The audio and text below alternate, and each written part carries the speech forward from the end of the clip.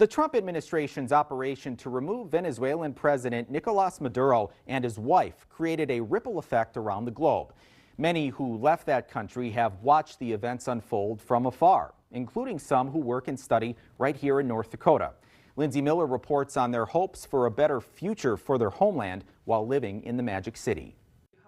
Genesis Jill moved to the U.S. from Venezuela in 2019. She recalls hearing stories of empty grocery stores, danger, and more from her family back home after she left. She says it's just some of the turmoil citizens faced under President Nicolas Maduro. Everybody is at home. They say they feel like the pandemic again. During the Maduro regime, and still now, Genesis says her family members were cautious of how they interacted on social media. If you like something on Instagram or TikTok, they can just go to your house and say, hey, you post this, to go to jail. Ani Medina is a sophomore at Minot State. This native of Venezuela echoed fears over online monitoring and witnessed other impacts of Maduro's presidency growing up. When I went to the capital, I saw for the first time in my life people eating from the garbage. The Trump administration's removal of Maduro has drawn widespread praise for the social and economic impact it could have on Venezuela, the U.S., and the rest of the world. What are your thoughts coming from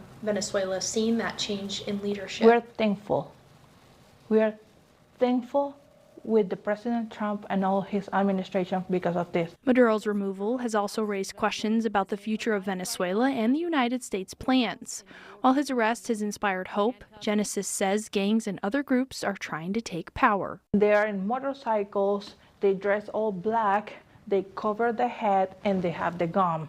Ani adds some in Venezuela who support the U.S.'s actions are facing ridicule and punishment. They are arresting the people who support Trump or is in favor of Trump. Genesis says she wants to travel back to Venezuela at some point so her daughter can meet the rest of her family.